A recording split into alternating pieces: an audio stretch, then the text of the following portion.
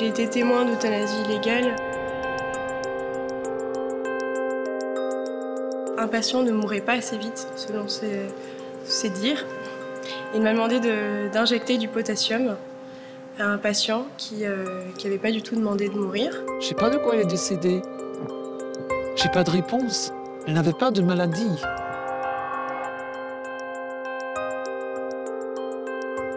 We moeten iets aan veranderen, want ja, met dit systeem worden wij allemaal moordenaars volgens de wet. J'estime que la place des gens, c'est d'être aux côtés des êtres chers au moment où ils quittent la vie. Là, la moindre des choses, c'est de pouvoir les soutenir. Moi, je n'ai pas pu le faire. Je vois mal comment j'aurais pu faire autrement, puisque je me vois mal assister à l'assassinat de ma mère et expliquer que je suis contre et rester là sans réagir. Quand j'ai vu des patients sur lesquels on a pratiqué le meurtre, on m'aurait laissé 3 ou 4 heures, je réglais leurs problèmes. Et ils rentraient chez eux. Elle n'avait pas une maladie grave et incurable. Donc on était dans un contexte différent. Les patients ne sont pas forcément, parce qu'ils n'ont plus mal, dispensés de faire une demande d'euthanasie. Ils peuvent, pour d'autres raisons, dire « voilà, je suis épuisé, la maladie est trop loin maintenant ». C'est la rupture du lien thérapeutique, l'euthanasie.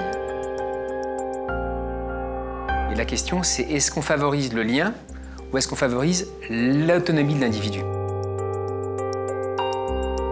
Comme toutes les infirmières de mon âge, je me demande où est-ce que j'irai me faire soigner quand j'en aurai besoin, parce que je n'ai plus confiance, ni dans le système, ni dans les soignants.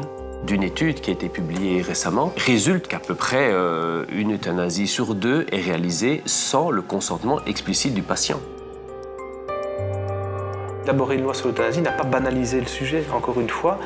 Le fait d'amener un sujet que l'on peut discuter librement dans l'espace public, c'est la garantie qu'il n'y aura pas de dérive. Ou bien on a respecté la loi. Et si on a respecté la loi, ça veut dire que ma mère avait une maladie que j'ignorais.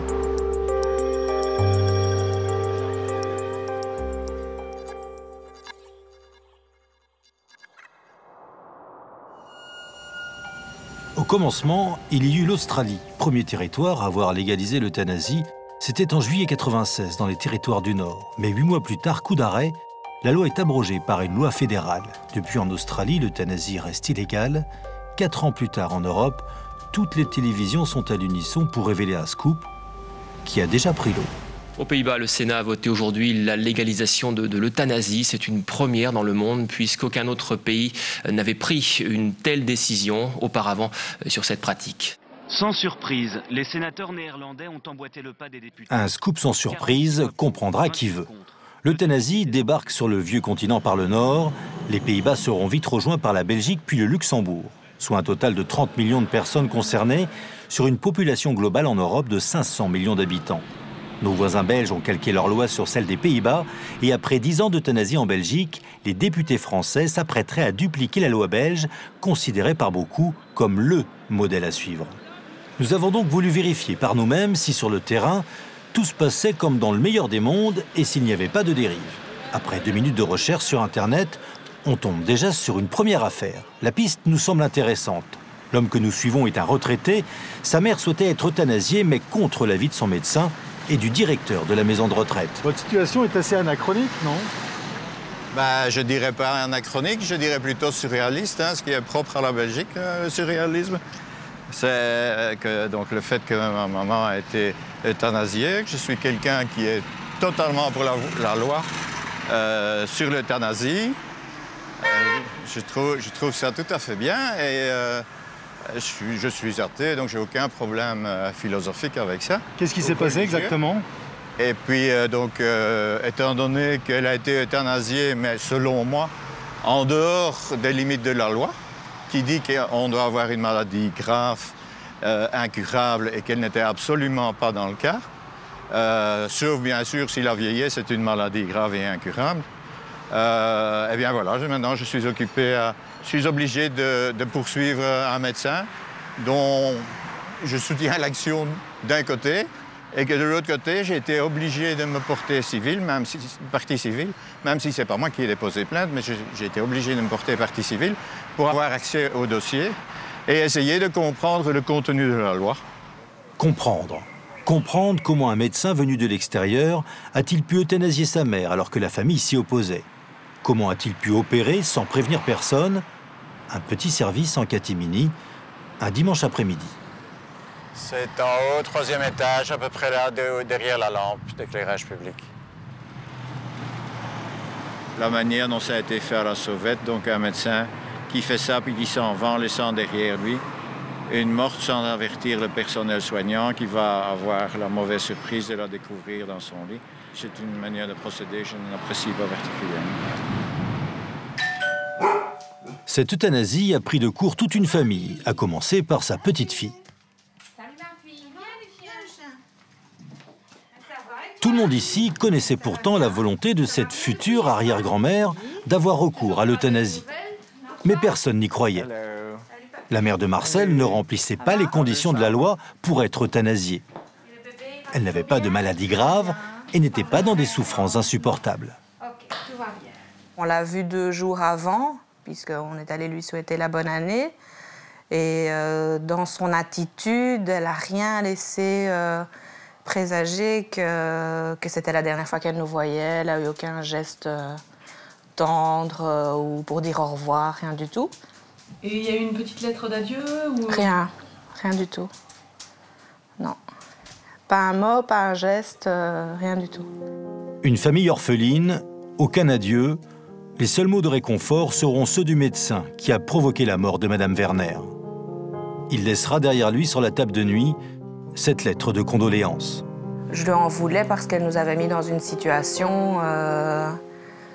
ce qui n'a pas été évident, c'est qu'à un moment donné, on a appelé par la police judiciaire, on a interrogé. Moi, je suis enseignante, je ne suis pas libre comme ça quand je veux. Je dois annoncer à ma directrice que je ne sais pas venir travailler parce que je dois être interrogée par la police judiciaire. Bon, c'est toutes des choses auxquelles elle n'a pas pensé, quoi. On s'est posé la question, est-ce qu'on ne risque pas d'avoir des ennuis, nous? De savoir que oui, on était au courant que c'était dans ses projets et que bon, voilà, on n'a rien fait parce que qu'est-ce qu'on savait faire là contre? Rien.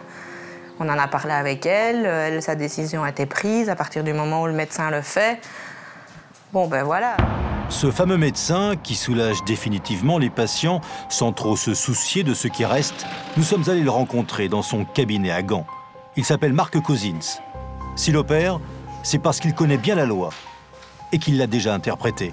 Dus in de wet rond euthanasie heb je ongeveer dezelfde criteria dan de wetgeving in Nederland. Dus van, je moet een ongeneeslijke ziekte hebben, maar die ongeneeslijke ziekte, daar staat niet in welke. Dus dat is zeer ruim interpreteerbaar. Il ne faut pas que des dérives puissent avoir lieu, parce qu'à ce moment-là, ceux qui en ont vraiment besoin ne pourront plus en profiter de l'euthanasie. Si on interdit... Où on met la limite. Hein. Voilà, où on met la limite.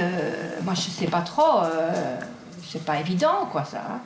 Parce que si c'est juste en avoir marre de la vie, ça peut arriver dans un moment où, voilà, on se sépare de son conjoint, on perd son boulot, et quoi, à 35 ans, on en a marre de la vie, et puis bon, on peut prendre sa petite solution, là, et plus être là. Je veux dire, non. À partir du moment où il y a une loi qui dit que c'est dans certaines circonstances, elle n'était pas dans les conditions de la loi. Het voornaamste probleem bij ons in België is eigenlijk de patiënten die in een fase van dementie zijn. Dementie of in een fase van hersenaandoeningen waarbij dat zij hun eigen wil niet meer kunnen uiten. Dat is de belangrijkste problematiek. En die op dit moment door de wet onmogelijk gemaakt wordt om euthanasie toe te passen bij deze mensen. Gaan wij meestal met het team afspreken van wat wij kunnen doen. Als mensen ons dat gevraagd hebben op voorhand, dan gaan wij daar altijd op ingaan. Maar we geven dat niet aan. Dus we zijn eigenlijk een beetje illegaal bezig. Le médecin, il se sent au-dessus des lois et voilà, donc c'était plus de l'étonnement que ça se fasse. J'ai jamais cru que ça se ferait en fait. Au départ, on a des règles de minutie extrêmement précises. C'est une personne qui est au terme de son existence. Il va y avoir la contre-expertise de médecin. Il va falloir qu'elle réitère sa demande. Il faudra qu'il n'y ait pas d'alternative véritable d'un point de vue thérapeutique. Puis on voit ensuite, au bout de quelques années, comment cette position, qui peut être recevable, est une position qu'on transgresse au quotidien. On ne déclare pas véritablement l'euthanasie, qui est souvent un meurtre. On va apporter l'extension pour les grands mélancoliques en psychiatrie. Marcel, lui, est persuadé que sa mère a servi de cobaye à ce médecin. Objectif, faire avancer ses idées et promouvoir une euthanasie beaucoup plus libre. Pour Marcel, sa mère a été victime d'une manipulation. Une des choses que j'avais trouvé choquante, donc j'ai été à une des conférences qui était donnée par le médecin. Et donc, on voit donc ma mère filmer tout ça, et on présente le cas de ma mère comme un cas d'école. Ouais. Ne présentant aucun problème, voilà, cette dame elle est pas malade, et voilà, on l'a euthanasiée, aucun problème. Mais à ce moment-là, l'instruction est toujours en cours. Alors quand même... On a quand même été assez saisis quand on est arrivé là. Ça, je m'attendais vraiment pas. Hein? Tu t'amènes là, tu penses à entendre une conférence, tu vois ta belle-mère sur un écran géant, ma tête. Oh. Er moet er iets aan veranderen, want ja, met dit systeem worden wij allemaal moordenaars volgens de wet. Terwijl dat we eigenlijk alleen maar proberen te doen van dat die patiënt ons gevraagd heeft. Elle était devenue brusquement, elle était alors, il y avait des gens qui donnaient les cours, qui venaient demander son envie, alors qu'est-ce qui s'intéressait à elle. Alors forcément, à ce moment-là, on l'a enfoncée tout à fait dans l'idée qu'elle avait, hein, ça c'est clair. Ces gens allaient dans son sens en plus, donc qu'est-ce que son idiot de fils pouvait encore venir raconter face à ces gens-là. Ces gens-là, Jacqueline Hermans en fait partie. Mais elle est aussi membre de la commission chargée de vérifier la légalité des euthanasies. 6000 déclarations reçues, aucune n'a soulevé un problème. Pour l'année passée, nous avons eu quelques 950 déclarations d'euthanasie à examiner. Toutes les déclarations que nous avons eues à examiner à la commission, on peut dire qu'elles répondaient aux critères. Je ne peux pas évidemment vous affirmer que toutes les déclarations étaient remplies avec le même souci du détail, de l'adéquation, etc. Mais il n'y en a aucune, à nos yeux, qui justifiait que l'on transmette le dossier au parquet. Un contrôle inefficace. C'est la commission elle-même qui le reconnaît. La commission n'a pas la possibilité d'évaluer la proportion du nombre d'euthanasies réellement pratiquées. La mère de M. de Keuleneer, en fait, c'est la question de voir si on est bien en face d'une affection grave et incurable. Incurable, incontestablement. Et le caractère grave, en fait, c'est la conjugaison des différentes pathologies dont elle était atteinte qui a donné ce caractère grave. Ah oui, mais de toute évidence, on ne parlait absolument pas de la même chose. On ne parlait absolument pas d'une personne qui était au bout d'un cancer extrêmement douloureux ou d'autres maladies vraiment en phase terminale. On n'était absolument pas dans ce cas-là. Alors, bon, il faut savoir que si la manière dont ça s'est passé avec ma mère s'est tolérée, eh bien bon, à ce moment-là, il y a 80% des gens de plus de 85 ans qui peuvent demain mettre fin à leur vie. Encore une fois, elle n'aurait eu qu'un problème, qu'une pathologie. On aurait dit non, là, ça ne va pas. Mais ici, il y avait un problème d'insuffisance cardiaque, il y avait... Ça y est, j'entre dans les détails médicaux. Mais il y avait différents problèmes qu'elle rencontrait qui faisaient que, comme la chanson de Jacques Brel, son univers commençait à se rétrécir, c'est-à-dire comme dans la chanson des vieux, bientôt c'eût été simplement du lit au fauteuil, etc. Puis du lit au fauteuil, et puis du lit... Jacques Brel sans doute appréciera que sa chanson sur les vieux sert désormais à justifier l'euthanasie des personnes âgées. C'est en partie au cœur de l'Institut Jules Bordet à Bruxelles que la loi sur l'euthanasie a été imaginée. L'un des fervents défenseurs et promoteurs de la loi s'appelle le professeur Lossignol. Il nous explique les conditions requises pour l'euthanasie. En fait, on est face à un patient qui a une affection médicale incurable, qui est conscient, qui est majeur, pour lequel les souffrances sont inapaisables, en tout cas sont anticipées comme étant non contrôlables à terme. La maladie incurable sous-entend qu'il n'y a plus aucun espoir d'améliorer la situation par des traitements efficaces et que le patient fait une demande réitérée, sereine, sans pression extérieure. Ça demande déjà, ne fût-ce que cela, pas mal de temps pour s'assurer que tout est bien au clair. Il est clair qu'on ne pratiquera jamais une euthanasie si le patient ne demande pas. Ça, c'est une évidence. Mais dans la pratique, l'évidence n'est pas pour tout le monde, à commencer par les infirmières. Celles-ci travaillent dans le même service que le professeur Loussignol. Pour elles, la pratique contredit la théorie. Les dérives existent bien. Un anesthésiste m'a demandé d'injecter du potassium à un patient qui n'avait pas du tout demandé de mourir. Et évidemment, j'ai refusé, j'en ai parlé au chef de service, au cadre infirmier, etc. Et tout le monde a refusé de m'écouter parce que dans tous les cas, voilà, ce sont des pratiques qui leur paraissaient anodines et courantes. Cette personne-là n'avait jamais demandé à mourir? Jamais. Et finalement, en fait, c'est quelqu'un qui l'a fait pendant la nuit. La personne ne souffrait pas de manière insupportable, ni de douleur physique, ni de douleur morale. Elle avait juste besoin, en fait, qu'on l'accompagne jusqu'à la fin de sa vie. Donc, un transfert en soins palliatifs aurait été une bonne idée. Mais je ne sais pas ce qui s'est passé et les médecins n'ont pas décidé autrement. Et sans concertation avec l'équipe médicale qui aurait pu donner aussi son avis, ils ont décidé effectivement d'abréger la vie de cette personne. On ne fait jamais une euthanasie dans l'urgence. Il y a toujours beaucoup de réflexion, on dit attention, on peut avoir des moments de doute, on peut avoir des moments de déception, et il faut toujours pondérer tout cela. On ne fait jamais rien dans la précipitation. On aurait pu, la démarche habituelle, c'est de ne jamais euthanasier quelqu'un en urgence, comme on l'avait fait à ce moment-là. Normalement, il faut soulager d'abord la personne, l'apaiser, et après discuter et demander à la personne de répéter plusieurs fois effectivement sa demande d'euthanasie. On ne recule jamais devant les traitements jusqu'au moment où on se rend compte qu'on ne peut plus rien faire. Mais je prends l'exemple classique, un patient qui a des douleurs chroniques mal contrôlées depuis des semaines, qui vient me voir en disant « j'en peux plus, je veux mourir ». Je dis « écoutez, on va d'abord contrôler vos douleurs et puis on en rediscute. Et puis on cherche le meilleur traitement antidouleur, le patient va mieux. Il n'a plus envie de mourir, forcément. Je dirais que c'est une logique implacable. Il s'avère au final que l'intention du médecin, en général, est bonne en plus. C'est-à-dire que le médecin qui accompagne son patient, qui le voit dépérir, qui le voit se dégrader physiquement et moralement, il a envie au maximum de l'aider jusqu'au bout et qu'il ne souffre pas.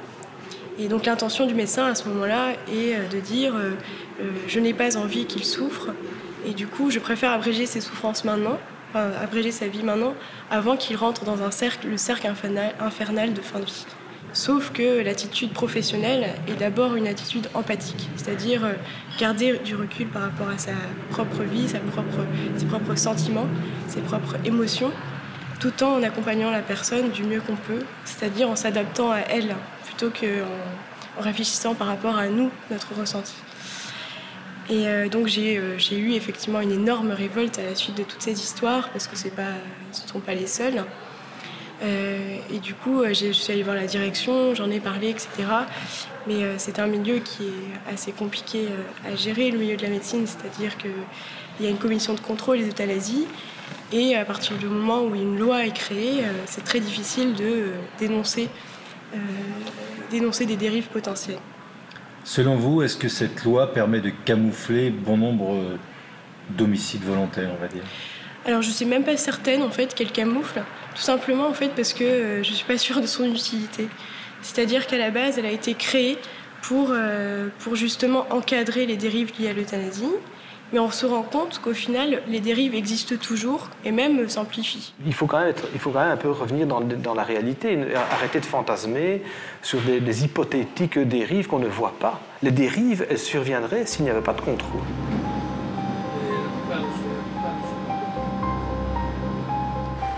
Il est pratiquement impossible de contrôler la pratique de l'euthanasie.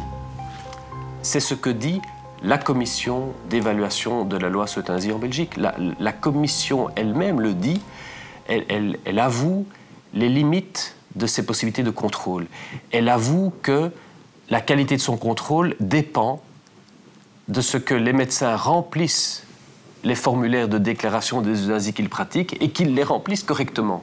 Et donc, il est évident qu'un médecin qui est en défaut par rapport à la loi, qui a pratiqué une euthanasie qui ne respecte pas les conditions de la loi, il est évident que soit il ne va pas remplir le formulaire, il ne va pas déclarer cette euthanasie à la commission, soit il va remplir le formulaire en manière telle qu'il ne sera pas inquiété. Alors ce qui me fait peur dans cette loi, c'est que de plus en plus, on pratique des euthanasies sans le consentement du patient, voire contre le consentement du patient. Chose qui résulte déjà d'une étude qui a été publiée récemment, qu'à peu près une euthanasie sur 2 est réalisée sans le consentement explicite du patient. Alors que la philosophie de la loi, et les promoteurs juraient que ce serait euthanasie sur demande, la philosophie de la loi, c'est le respect de l'autonomie, c'est le respect de l'autodétermination du patient. Le respect de la volonté du patient, mais pas seulement. Cette loi peut aussi servir à régler en famille, et d'une façon définitive, des petits problèmes d'héritage. Cette femme d'un certain âge, on va l'appeler Catherine. Elle avait 2 sœurs, l'une d'entre elles très riche, avait 2 fils médecins.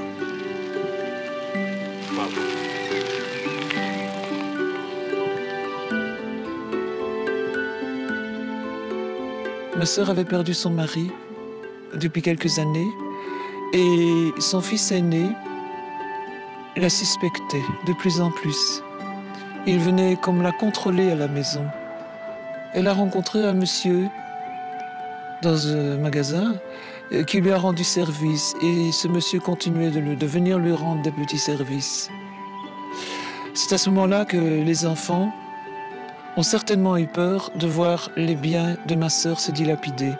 Et un jour, elle s'est retrouvée en face de ses enfants qui venaient lui donner à boire quelque chose et qui l'ont forcée à boire. Et elle s'est débattue, mais c'était trop tard. 3 contre 1, une personne déjà âgée, c'était pas possible. Elle ne pouvait pas tenir le coup toute seule. Alors ils ont appelé l'ambulance. La suite est digne d'un mauvais roman policier. Sa sœur, droguée de médicaments, sera internée dans un hôpital psychiatrique. En quelques mois, le fils médecin programme une euthanasie en toute légalité. La veille de l'acte, il place sa mère dans une situation dite de confort. Les 2 sœurs de la victime découvriront cette situation quelques jours seulement avant l'euthanasie, soigneusement programmée. Dans cette situation de confort, nous avons pu constater en quoi elle se trouvait. Nous avons retrouvé le lendemain notre sœur étendue dans son lit, avec Baxter. La bouche grande ouverte. Elle râlait, elle gémissait. Nous ne pouvions plus voir ses yeux. Elle ne pouvait plus nous entendre. Une infirmière est passée et a dit « Ce sera probablement pour cette nuit ». Nous sommes restés. Et notre neveu médecin est passé, alors que nous étions là. Sans nous dire bonjour, il a déposé son sac. Il est allé vers les Baxter. Et il a dit, j'avais pourtant demandé qu'on programme pour lundi, pour que Marc ait la possibilité de revoir sa mère. Toute cette histoire est une histoire d'héritage. C'est une histoire d'argent. Si on me pose la question de quoi ma sœur est-elle décédée, je ne sais pas. Je ne sais pas de quoi elle est décédée. Je n'ai pas de réponse. Elle n'avait pas de maladie. Et où son fils vient regarder si on est bien programmé. Si ça ne s'appelle pas de l'euthanasie, je ne sais pas quel nom ça porte. Hein.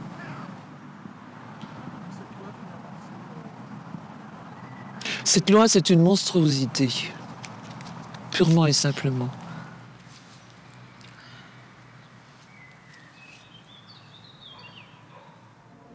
L'échelle et le paquet. Marcel, lui, accumule les dossiers, les coupures de presse. L'ancien syndicaliste cherche toujours à comprendre. Et je l'endo qui est déjà prête. Le dossier Werner, du nom de ma mère. Et dans cette petite pochette, il y a tout son passé et puis tous les événements après son décès. Alors voilà, ça sont tous les noms et adresses des gens qui se sont occupés du cas. Dans cette affaire, on a changé 2 fois de procureur, 2 fois de juge d'instruction. Voilà, on ne sait pas trop pourquoi. Alors j'ai aussi écrit à 2 ministres de la justice, disant que voilà, j'avais constaté un certain nombre de problèmes. Ni l'un ni l'autre ne m'a répondu et n'a même eu la politesse de m'envoyer un accusé de réception. Donc aujourd'hui, ils peuvent même dire que mes courriers ne sont jamais arrivés. Alors quand j'ai eu contact avec les gens de la commission, au début, je leur ai écrit une lettre en leur disant « Écoutez, monsieur, attention, il y a un médecin qui va faire une euthanasie d'une manière que moi je juge illégale. » On me répond « Soyez assurés que la commission examinera la déclaration d'euthanasie introduite par le médecin et qu'elle prendra sa décision conformément aux dispositions légales prévues par la loi relative à l'euthanasie. Les suites éventuelles seront conformément à cette loi communiquées aux médecins signataires de la déclaration. » Donc pas à moi. Par conséquent, c'est me dire gentiment à ce moment-là, occupez-vous de vos affaires, nous on s'occupera des nôtres. Et voici la seule et unique photo récente de ma mère, où on peut quand même voir que son état de santé, parce que je crois que ça se voit, elle n'avait quand même pas l'air d'être une personne totalement en fin de vie. Ça me titille, ce sont des choses que je n'aime pas et dont je sais très bien que toutes mes interventions ne serviront à rien. Hein. La machine est lancée, ça va continuer comme ça, mais voilà, je peux pas me taire là-dessus, c'est tout. On n'achève pas les malades comme s'ils avaient perdu toute humanité. Il y a des droits qui sont des droits fondamentaux, et encore une fois, n'agitons pas les grelots de la religion ou de valeurs transcendantes.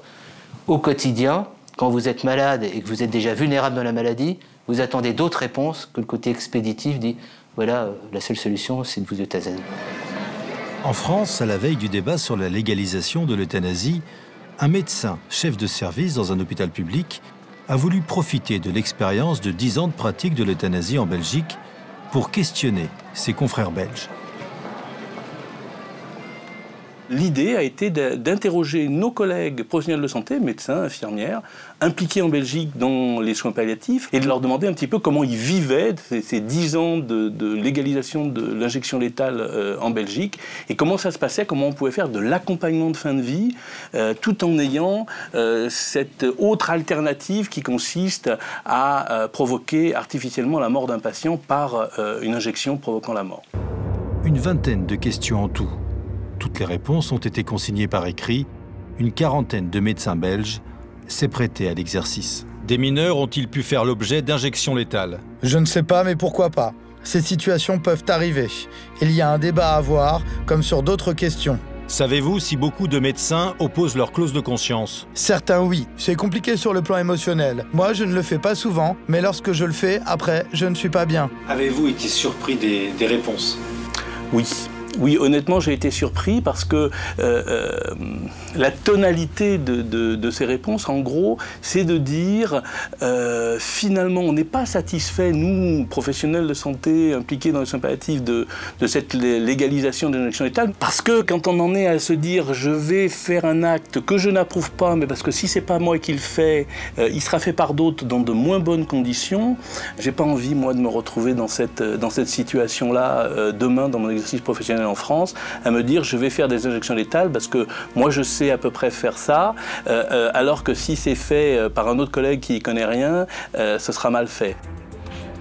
Après 10 ans d'euthanasie en Belgique, la question de la formation et de la compétence du corps médical semble être au cœur des débats entre professionnels de santé. Cette infirmière totalise 30 années de pratique et de formation des élèves infirmières. Elle a vu évoluer la qualité des soins. Son témoignage accable.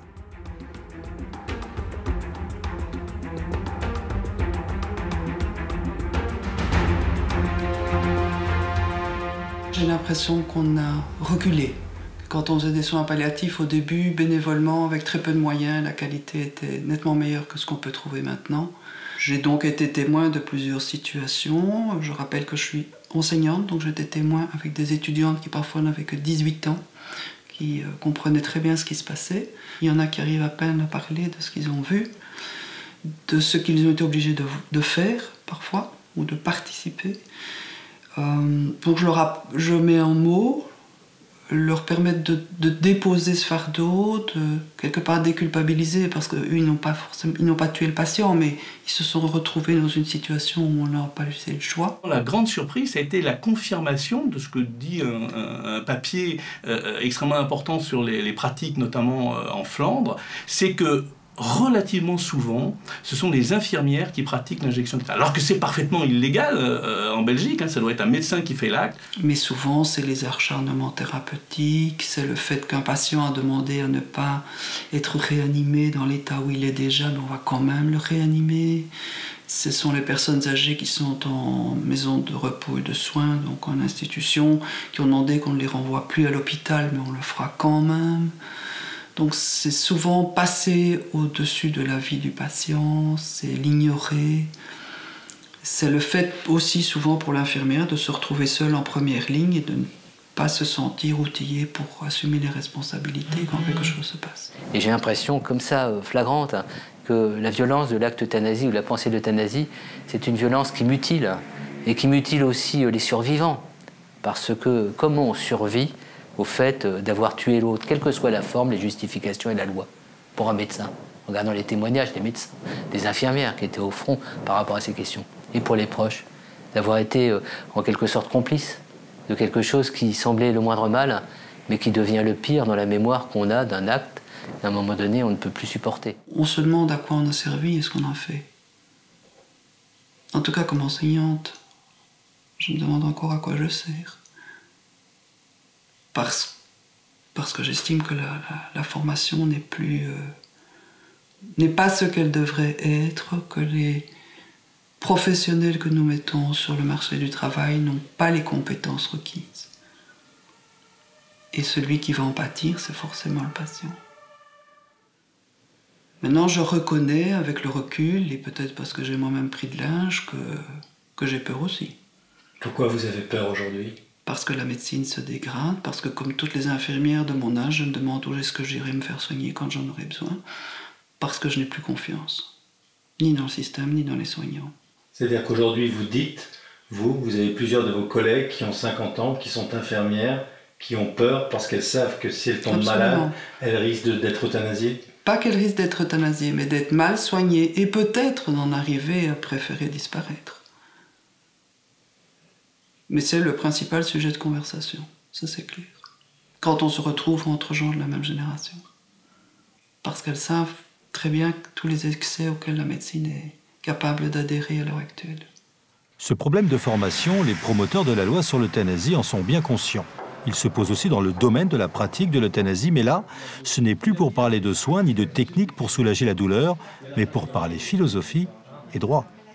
La vocation du forum EOL, qui donc donne une formation mais c'est en matière de fin de vie, et surtout est destinée à des médecins qui seront capables de conseiller des collègues. Ce ne seront pas eux qui vont pratiquer l'euthanasie, c'est pas ça le but, mais qu'ils soient au moins compétents dans tout ce qui concerne le domaine pratique, juridique, philosophique, qu'ils puissent être d'une aide substantielle pour les collègues qui n'ont jamais pratiqué l'euthanasie. La pratique de l'euthanasie nécessite désormais d'avoir des bases en philosophie et surtout d'avoir quelques notions juridiques au cas où. Quant à notre retraité, à la retraite plutôt agitée, il continue de chercher et finit par trouver. Alors, j'ai plusieurs courriers, donc j'ai un petit peu de... Ici, un généraliste, un autre, qui a été acquitté pour un quintuple assassinat. C'est assez particulier aussi, en ce sens que ce monsieur a donné à 5 personnes très âgées atteintes de démence une dose de morphine, mais certainement pas dans le but de leur donner la mort, car les doses étaient trop faibles pour atténuer leur souffrance. Mais bon, pas de chance, elles sont quand même mortes toutes les 5. Donc voilà, il y a quand même des décisions de justice qui sont un petit peu particulières. Ça, c'est le dernier article qui est apparu dans le journal Le Soir. Mais ce que je déplore, c'est que c'est le seul journal qui s'est intéressé à ça. Voilà, on n'en a vraiment pas beaucoup parlé. Et pour cause, la presse en Belgique a déjà choisi. L'euthanasie est une affaire entendue entre journalistes, qu'il y ait ou non des dérives. C'est quoi un peu votre position sur le sujet ? La position elle est très très claire ici au soir, mais c'est la mienne, mais c'est celle du soir, c'est celle de tous les journalistes ici. Je pense vraiment, c'est quelque chose sur lequel, parfois on a des débats plus compliqués sur le voile, par exemple. Mais là, il n'y a aucun doute. La possibilité offerte par la loi de pratiquer une euthanasie volontaire dans certains critères, on est pour. On a même pris des positions en faveur d'une euthanasie des mineurs, possible pour les mineurs, parce qu'il y a des projets de loi qui sont déposés en ce sens en Belgique, dans certaines conditions. De deux choses l'une. Ou bien il y a un vrai problème et on l'a ignoré, ou il n'y a pas de problème. Mais s'il n'y a pas de problème, je me demande pourquoi on a dérangé un procureur, un juge d'instruction, un service complet de gens de la police judiciaire qui ont interrogé une dizaine de personnes. Enfin, tous ces gens-là ont autre chose à faire que de s'occuper d'un problème qui n'en est pas un. Alors, il faut que les choses soient claires. Ou bien il y a un vrai problème qu'on a ignoré, ou bien il faut qu'à l'avenir, ça ne se représente plus jamais. Or, il semblerait que dans les conditions actuelles et compte tenu de l'information qui circule, je ne vois pas pourquoi demain, il n'y a pas de nouveau une plainte, une enquête et un nouveau non-lieu. Il n'y a aucune raison. En France, certains essayent de faire entendre une voix un peu dissonante. C'est le cas du professeur Louis Pubasset, dont le livre est quasiment passé inaperçu. L'affaire Imbert est extrêmement marquante, ça c'est clair, puisque on se rend compte que ce patient-là avait des séquelles neurologiques très importantes, qu'il était sous tutelle, qu'il avait une compétence qui n'était pas du tout une compétence à 100% de sa compétence initiale. Alors la question, c'est est-ce que cette réanimation était proportionnée? Est-ce que ces soins étaient proportionnés initialement? Et puis est-ce que ce malade pouvait être le fer de lance de la demande d'euthanasie en France? C'est le juste soin, c'est le soin proportionné à leur pronostic. C'est aussi de savoir les accompagner, c'est aussi d'éviter des acharnements thérapeutiques indus, d'une médecine qui un petit peu tourne en rond, s'auto-alimenterait, on va dire, sans que ce soit vraiment utile pour le patient, de savoir baisser les bras au bon moment. C'est la question du moment opportun, en fait, qui est capitale, et là, c'est la question de la proportionnalité. Donc actuellement, nous, ce qu'on essaie de faire, c'est de rajouter de la science dans tout ça, c'est d'analyser bien le cerveau, de bien quantifier les choses, et d'essayer de savoir quel sera l'avenir du patient, s'il se réveillera ou s'il ne se réveillera pas. Car si effectivement on est certain que le malade ne se réveillera pas, tout ça c'est assez inutile, c'est disproportionné. En France, l'accent est mis depuis plusieurs années sur le développement des soins palliatifs. Objectif, accompagner. Il y a un établissement de l'assistance publique où vous avez des professionnels qui ne font pas eux aussi le top 50 des baromètres des meilleurs établissements, qui ont les fracassés de l'existence. Et vous avez une communauté humaine comme on aimerait que la cité soit aujourd'hui. Ils sont dans une présence à l'autre, qui est une présence, quand j'y vais, qui me paraît très énigmatique et quelquefois insoutenable, mais ils ne désertent pas. Ils se disent témoigner à l'autre, quelle que soit sa capacité même de le comprendre, que la vie est toujours présente, que la démocratie est toujours sensible à ce qu'ils sont. Témoigner que la société ne les a pas abandonnés est pour nous l'œuvre essentielle. Et donc, quand je vois ces professionnels avec les proches, qui ne désertent pas, qui reviennent alors que c'est difficile, me dit c'est des lieux emblématiques de la résistance par rapport à nos valeurs. Pour Marcel, il y a pourtant des solutions pour éviter les dérives. Ce que je ne comprends pas non plus, c'est pourquoi est-ce que les médecins doivent rentrer leur déclaration après avoir fait l'acte, avec le risque quand même qu'on leur disait « Non, minute, vous n'êtes pas dans les conditions. Pourquoi pas le faire avant, avoir l'avis de la commission avant? Voilà, je vous soumets un cas, voilà, ce sont les conditions médicales. Est-ce que vous m'autorisez ou pas ?» En faisant ça, la loi pourrait fonctionner très bien. L'aboutissement à cette procédure est quand même le fruit d'une réflexion politique et démocratique. Et on s'est rendu compte que si on établissait une évaluation a priori, donc avant de poser l'acte, pour voir si l'acte était judicieux ou non, on pouvait s'attendre à des blocages systématiques et le patient allait mourir avant d'avoir obtenu la réponse de n'importe quelle commission. C'est ça le problème. Il y a par exemple une chose qui me semble tellement évidente. Lors de la conférence du docteur, ainsi que le jour de son jugement d'ailleurs, est présente comme sa première femme la présidente de la commission. Il est absolument anormal que des personnes qui font partie de la commission de contrôle aillent manifester leur soutien à des gens qu'ils ont à juger. C'est pas normal. Ils peuvent bien avoir toutes les idées qu'ils veulent, ils n'ont pas à les manifester à l'extérieur. Et ces gens, qui sont des gens éminents, ils n'ont pas l'air de comprendre ce genre d'évidence. Près de la moitié des membres de la commission de contrôle appartiennent à une association dont le but est la promotion de la légalisation de l'euthanasie. Des experts jugés partis et des médecins qui, au fil du temps, apparaissent moins ancrés dans leurs certitudes. Quand je discute de ça avec voilà, ceux qui ont vraiment les fervents partisans de l'euthanasie, etc., les médecins qui ont participé à la création de la loi, etc., je me rends bien compte en fait que c'est quand même des choses qui leur posent un petit peu problème. C'est-à-dire qu'ils n'ont pas vraiment d'argument, à part le fait qu'il y a une liberté individuelle et que pour les mineurs anticipés, justement, ils ne sont pas encore adultes, mais parfois certains sont capables de comprendre ce qu'est la vie et la mort, etc. Voilà, enfin, je veux dire, il y a une tonne d'arguments possibles au cas par cas. Mais bon, le cas par cas, pour une loi, c'est quand même assez compliqué. Ils se rendent bien compte qu'il peut y avoir des dérives très importantes. Ils se rendent bien compte aussi voilà, quel va être le rôle de la médecine à jouer là-dedans aussi. Parce que autant on peut imaginer comprendre dans une situation de fin de vie avec des personnes incurables qui souffrent énormément, etc., que le médecin voilà, participe à la fin de vie de la personne en euthanasiant. Mais en revanche, effectivement, quel est le rôle de la médecine chez une personne âgée qui n'a pas de maladie incurable, enfin une maladie qui va intenter à sa vie, ou voilà, l'euthanasie des enfants, quel va être le rôle de la médecine, quoi. Le Sénat examinait ce matin une proposition de loi controversée sur la légalisation de l'euthanasie sous certaines conditions. Euthanasie, c'est un mot que François Hollande ne prononce pas pour le moment. Le président relance pourtant le débat sur la fin de vie. D'abord, je me réjouis que le président Hollande tienne son engagement. Puisque vous savez, c'était le 21e engagement des 60 propositions de François Hollande que de voter une loi qui permettrait peut-être cette ultime liberté. Pour bien comprendre ce qu'il y a derrière cette ultime liberté, nous nous sommes rendus en province dans l'une des nombreuses réunions organisées par l'ADMD, la principale association qui, depuis des années, milite pour la légalisation de l'euthanasie. À la barre, un docteur en lettres.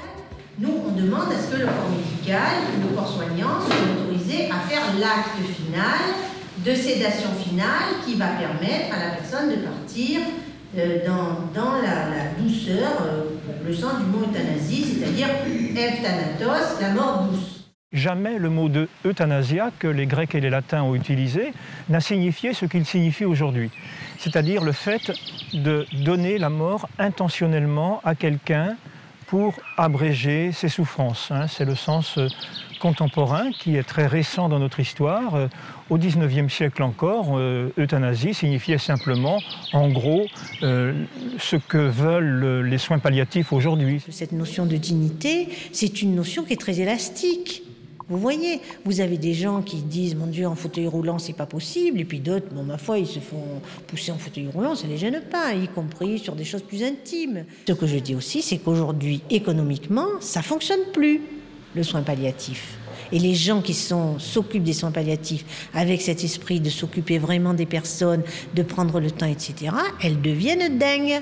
On varie entre fin de vie, suicide assisté. Du moment qu'on dit suicide assisté, c'est le suicide. Et pourquoi on n'a pas le droit de se suicider? Et pourquoi on ne nous aide pas à nous suicider? Enfin, moi, j'ai une amie qui est infirmière. Elle me dit, non, mais tu es bien gentil avec ton histoire, là. Mais enfin, puisque vous êtes sans arrêt en train de critiquer le corps médical, pourquoi vous demandez au corps médical de vous aider à mourir?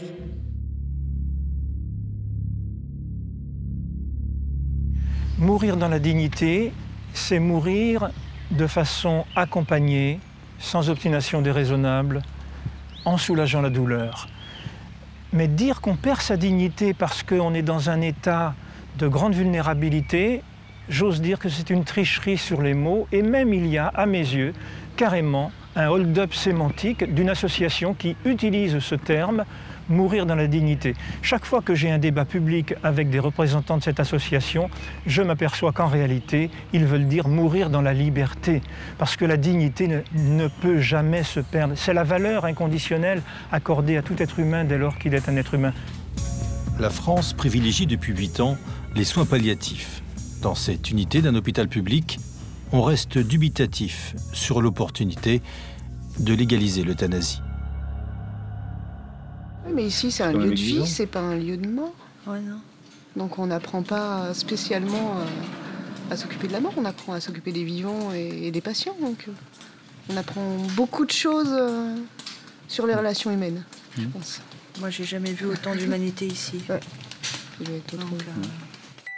Depuis 2005, la loi Leonetti prévoit plusieurs cas de figure pour soulager et mettre fin à la vie d'une personne, y compris l'arrêt des traitements. On se rend compte quand on en discute avec des gens lambda dans la rue qui, une fois qu'on sait qu'on est en soins palliatifs, se mettent à nous parler de l'euthanasie, que c'est une question qui est très mal connue. Et une fois qu'on leur explique qu'il existe la loi Leonetti, qu'il y a moyen vraiment de ne pas souffrir, d'être écouté, d'être pris en charge correctement, les gens, à la fin de la discussion, au bout d'une heure ou deux, finissent par dire « en fait, c'est très bien qu'on en ait discuté, parce que maintenant j'ai changé d'avis. Je pense effectivement que ce n'est pas forcément la première des bonnes solutions. » Le problème, c'est que cette loi, elle n'est pas complètement appliquée dans la pratique, notamment parce qu'il n'y a pas de sanction. C'est-à-dire qu'on interdit aux médecins, mais un médecin qui fait de l'obstination déraisonnable, de l'acharnement thérapeutique, il n'est pas sanctionné.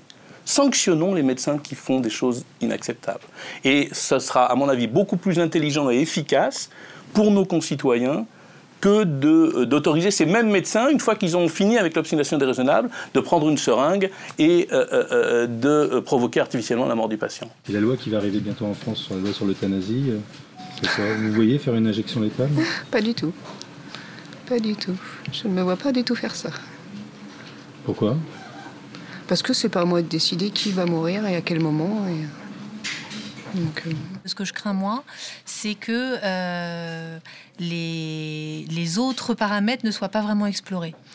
À savoir la souffrance du patient, les problèmes qu'il peut avoir avec sa famille, les difficultés qu'il rencontre depuis le début de la maladie, tout un tas de choses d'ordre plutôt relationnel qui risquent de ne pas être pris en compte si cette loi passait. C'est tout un business médical aussi. La médecine en France, c'est 11,5% du PNB. Aux États-Unis, ils sont quasi à 17%. C'est des sommes d'argent qui sont considérables. Donc il y a tout un tas de gens qui ont énormément intérêt à ce que les médecins prescrivent beaucoup, et d'examens, et de médicaments, et de matériel médico-implantable. Et il y a toute une économie du soin qui est aussi basée sur une consommation. On est quand même dans une société de consommation. L'euthanasie, c'est le revers de l'acharnement thérapeutique. C'est la même pièce qui a deux faces. Ça, c'est toujours ce qui est exprimé. Et c'est vrai que l'euthanasie vient souvent comme une demande de réparation d'un acharnement qui a été finalement totalement disproportionné. Après 10 ans de pratique, et malgré des données assez inquiétantes sur les conditions dans lesquelles sont pratiquées les injections létales, les Pays-Bas et la Belgique continuent d'expérimenter de nouveaux moyens pour aller encore plus loin. Nous entrons dans les bureaux d'une clinique entièrement vouée à l'euthanasie et qui a été inaugurée le 1er novembre 2012, jour de la fête des morts. End of life, which means fin de la vie. Yeah. The clinic is actually not a clinic as a building. The building is an office at the moment. So the clinic consists of 17 teams around the country, and they go to the patients, they talk to them, they establish a relationship. The doctors will judge whether the criteria are being met, and if everything is meeting the law, and also the second doctor says okay, then there's a good chance that the euthanasia will be performed. But we don't even know whether the clinic is a good solution or not.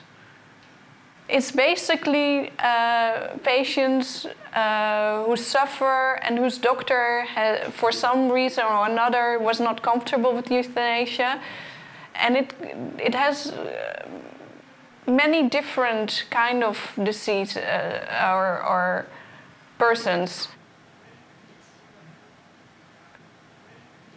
The law says suffering has to be unbearable, but it doesn't say it has to be the body or the mind. So, but it's different, and of course it's very hard to decide. And in the psychiatry, the psychiatrists many times are convinced that there's another cure or another pill for these people. So, yeah.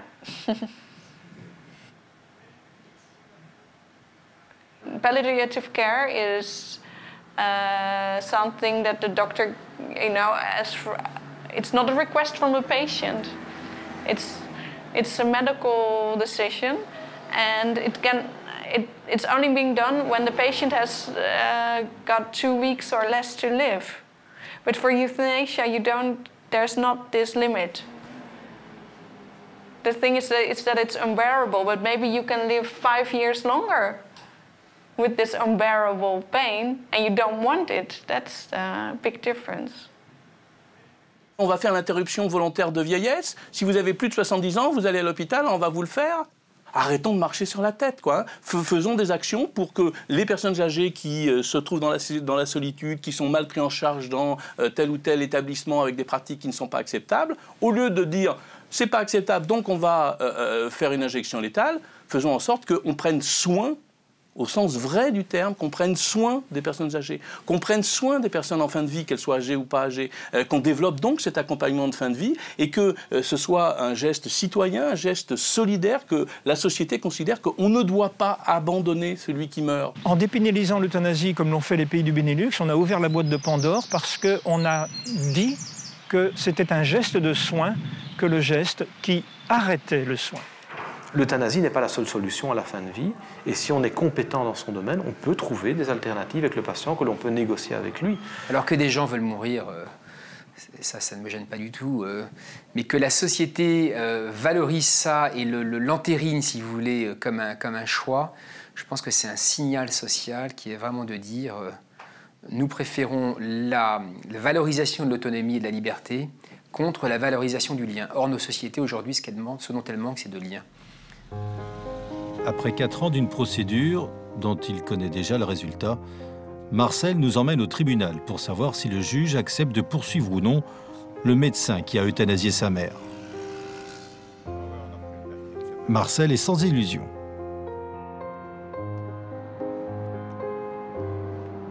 Alors, comment ça s'est passé? Ça s'est passé comme prévu, donc il y a un non-lieu. Alors, j'avais préparé un petit laïus qui demandait en gros au président d'au moins motiver et de me dire clairement si effectivement, à partir de ce jugement, les gens ne devaient plus être malades pour être euthanasiés. Et j'ai une réponse très sèche où il m'a dit « Monsieur, moi ici, je comprends tout à fait vos préoccupations, mais moi je suis là pour décider si on poursuit ou on ne poursuit pas, et on ne poursuit pas. » Et on en est resté là, donc voilà.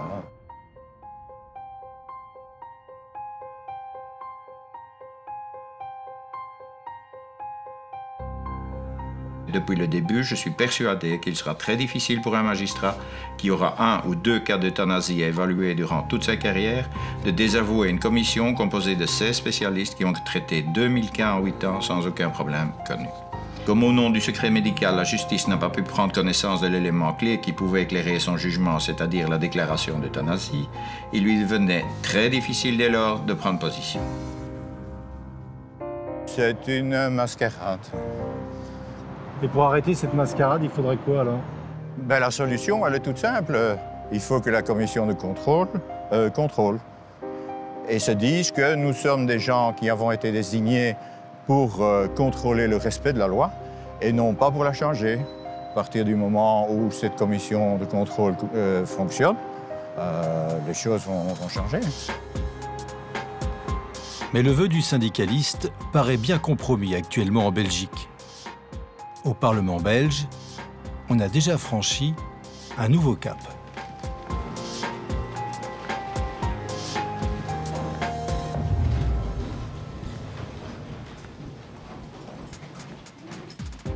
Elle peut être améliorée sur certains points. Parce que, vous savez, moi j'ai coutume de dire que les lois de bioéthique, elles sont, vous allez me dire, c'est le cas de le dire quand on parle de l'euthanasie, biodégradables, en ce sens qu'on ne légifère pas, toujours sans mauvais jeu de mots, pour l'éternité, et qu'il y a des situations qui peuvent se présenter qui nécessitent que la loi soit adaptée, soit amendée ou amodiée. Par exemple, la question de l'euthanasie des mineurs.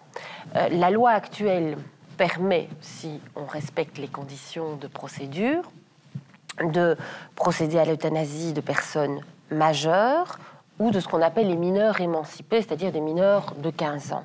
Or, il y a un certain nombre de situations où de grands mineurs de 16 ou 17 ans peuvent avoir un regard sur, bien sûr, leur souffrance, avoir leur propre opinion de leur droit de mourir dans la dignité, et pourraient, à mon sens, moyennant toujours des conditions de procédure à discuter et bien sûr l'intervention des parents, mais demander leur euthanasie. On est évidemment dans les risques, c'est cette fameuse notion de la pente glissante. C'est-à-dire que si je mets le petit doigt dans le truc, je vais bientôt y mettre ça, et que c'est naturel. Il y a un philosophe français contemporain que j'aime beaucoup, qui s'appelle Pierre Dac, qui disait « Au-delà des bornes, il n'y a plus de limite ».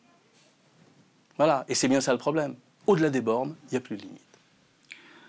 Moi, je dirais ne vous précipitez pas, parce que avant d'en arriver à des décisions pareilles, et je n'estime pas avoir le droit d'obliger quelqu'un à vivre, mais avant d'en arriver à une décision pareille, il faut être sûr que l'on a pris cette personne en charge de manière parfaitement compétente et qu'on ne va pas pratiquer une euthanasie parce qu'on n'est pas capable s'en sortir avec ce patient. Qu'on se croit dans une situation sans issue, sans solution. Alors que si vous interrogez les gens qui sont en soins palliatifs, ils ne reçoivent que des patients dont les autres ne savent plus quoi faire. Moi, des patients que j'ai vus, des patients sur lesquels on a pratiqué le meurtre, on m'aurait laissé 3 ou 4 heures, je réglais leurs problèmes. Et ils rentraient chez eux. Simplement, ils ont été tués par incompétence. Si demain on légalise l'euthanasie, c'est un signal extrêmement fort. Un signal extrêmement fort, comme quoi, d'une manière dérogatoire, sous certaines conditions qui seront bien vite diluées par rapport à la pratique, d'une manière dérogatoire, on autorise de tuer. Et on autorise des médecins à tuer, pour moi ça m'interroge, parce que c'est pas l'ambition. Si demain vous allez dans un cabinet médical où vous êtes soigné par un médecin et puis que vous doutez exactement des raisons qui font qu'il vous soigne ou pas, vous pouvez vous interroger, surtout dans un contexte de restrictions économiques, de choix, d'injustice par rapport à l'accès aux soins. Il faut mettre tous ces éléments bout à bout. Alors il y a des personnes qui, effectivement, auront un environnement très favorable, informé, qui pourront prétendre, justifier, aller plus loin. Puis d'autres auront l'impression que c'est comme une évidence, qu'il faut arrêter là le parcours. Donc vous voyez en quoi ça impacterait des personnes plus vulnérables que d'autres et en quoi ça interroge la question de la démocratie. C'est quand même le dernier recours, l'hôpital. Il faut voir que dans notre société d'aujourd'hui, la dernière frontière, c'est l'hôpital quand même. C'est là où les enjeux sociaux sont très forts, c'est là où se confrontent une sorte de vraie humanité quand même. Là, on sort des faux fuyants, de l'argent, du vernis social. On est quand même confronté à des réalités dures quand même. Et l'hôpital, il est là pour dire que justement le lien l'emporte sur l'individu.